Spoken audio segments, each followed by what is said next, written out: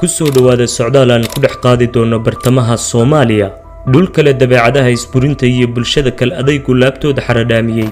quruxda deegaanka milicsiga mudan iyo dadka halkan asal aroorkeeda leh dhexdooda waxa ku duwan qiso ka dahaadhan indhaha qalaado libta kaliya adayga siinaysa bulsho dhibana waa hab dhaqanka lidka kuwa dhaqanka suuban ee horumarka iyo koriinka wacyigaasteeya tobanaan sano waxay Soomaaliya la rafanaysay loolano karkaarka jabiyay dagaal sukeeyo oo riiqdoodu daba dheeraatay xasilooni darro siyaasadeed wanjalaadii guumaystaha ee kala qaybinta bulshadii tolka ahayd iyo maleegyo kale oo loo shideeyay ruuxdii dayacatirnayd iyadoo ay balaayooyinkaas isbarkani weliba ku sii jiifeen Soomaaligii miskaha yaraa bulsha jirtay cadaadiska arxanka daran nolol ka samaysay oo beertay ruux iska caabineed ruux si uun wax uga bedesha hanaanka wiiqay himiladooda waxay isweydiin mudan tabtee qaabkee sidee iyo xeeladee adeegsadeen bulshadani si ay ula heshiiyaan qalafsanaanta qadarka iyo nolosha ku foorarta farxadda xaggay ka helaan maxaa dhiiriyo oo dhiirigeliya hore u socodsiinta nolol maalmeedkooda waxaan dhex mushaaxi doonaa amase waxuun ka taaban doonaa habfikirka dhaqanka iyo saykolojiyadda qofka Soomaaliga kusoo dhawaada Madowles TV dagaalada iyo xasilooni la'aanta burburkii dawladda dhexe ee Soomaaliya waxay horseeday baabaa nolosha asaasiga ee Soomaaliga wuxuu baritaaray argagixisada iyo qabyaaladaystayaasha xaq jirka qulqul dhaqan dooris ayaa xadhkaha goostay naftii qaaliga ahaydna ajasheeda in la gabagabeeyo waxay noqotay mid ka fudud candhuuf dhulka lagu tufay ka hor guumaystihii bulshada Soomaaliga waxay lahayd hoggaan sandalado ku daba tiirsan Somaliland galbeedkeeda waxa ka talin jiray sandaladii cadal iyo boqortooyadii Saylac ama Awfad qarnigii 9aad ilaa kii 16aad isbahaysiga labada boqortooyo waxa sees u ahaa iska celinta duulaanka Kristanka iyo fidinta diinta Islaamka imbaradoriyadii ugu itaalka badnayd ee Ajuuraan ayaa iyana qarniyadii dhexe geeska Afrika ku galgaliimaysanaysay sandaladii galadii waa asaasay Suldaan Ibraahim Adeer ayaa qarniyadii dambe markii ay ka adkaatay xukunkii Ajuuraan la wareegtay bartamaha Soomaaliya mabaadi'da ay ka sinaayeen boqortooyooyinka Soomaalidu waa hirgelinta hanaan dawlad Islaamiya oo aan qabiilna ka madhnayn koor dawladihii casriga ah ee Soomaalida waxa daacad loo ah hanaankii qabiil kasta waxa uu lahaa hoggaan ay magacyo kala duwan oo la baxeen saamaynta abtirsigu ku yeeshay habfikirkii Soomaaliga waxay u nuglaysiisay shirqooladii cadawga la damacsanaa iyo xero gooni ku ururintood mid kasta waxa loo buunbuuniyay libta ay soo hooyeen haybtiisu murqaan meedhan ayuu noqonayaa marka sheekooyin been iyo run isugu dhafan dhagihiisa la maqashiyo koor guumaystihii Soomaaliya waxay hoy u ahayd imbaradoriyado boqortooyooyin iyo qabiilooyin iskood isku maamula oo dhowray saqaafadda iyo dhaqankii Soomaaliga kuna dayactiray galdiimaysan oo daryeelan markii guumaystuhu badaha ka soo degay waqti badan kuma ay qaadan inuu daraasadeeyo saykolojiyadda Soomaaliga halkuu u degan yahay ka buuxsigeeda judadkiiba uu haleelay haykalkii qabiilada ee saalayay in isbahaysi dhex mara uu tafaariiqeeyay waslad kasta dhinac iyo dhinacba u kala tuuray hanaan dawlad casri ah ayuu ku muquuniyay awoodii salaadiinta markii uu hoos u dhigay waxa si argagax badan u furfurmay lakabyadii isa saarnaayay qabiilooyinka xeerarka Yurubiyaanka ee uu qoorta u suray habdhaqan maamulkii Soomaaliga waxay horseedeen in la beelo tabihii lagu xallin jiray khilaafka gudeed ee si uun u aloosnaa markii dhaqankii Soomaaliga guumaystuhu si badheedha faraha ula galay waxay yanaan ka nabadgelin diinta Islaamka oo aan xaggeeda laga marin Soomaalida dejinta manhaj reer galbeedaysan iyo xadaarad bay hooftay ayaa handadaad ku ahayd saqaafadii Soomaalida iskuuladu waa dayeyn damiinimaday dhigaan dartay uma soo lugo'in duruustu falkay taqiin digtoor cadaway sideen dikriin nacabay sideen xaq bay garbaduubayeen diintay gibil saarayeen waxay dadayeen umuur dhibteedu dibiigu tiin waxay docfaruurayeen dadaal abid soo taxnaa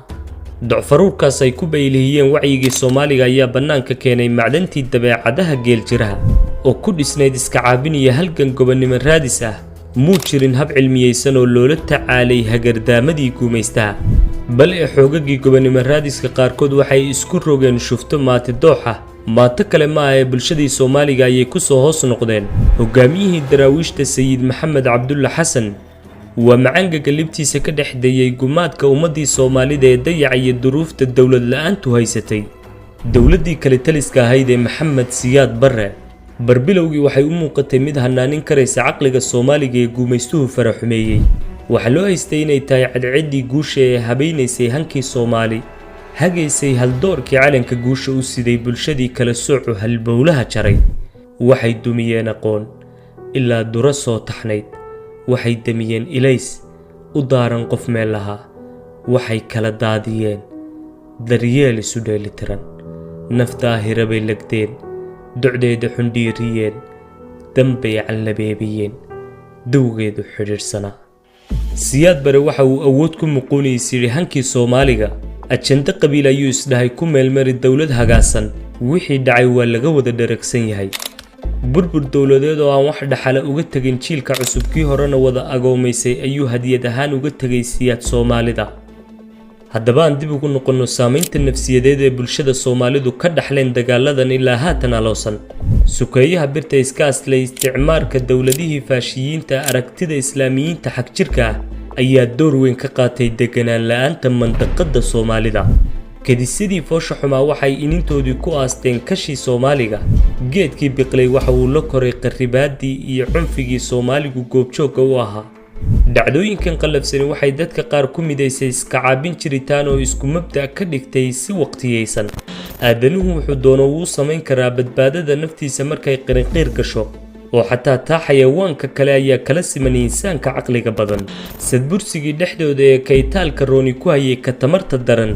ayaa caadi ka noqday meelaha qaar oo weliba la isugu sacabatumaa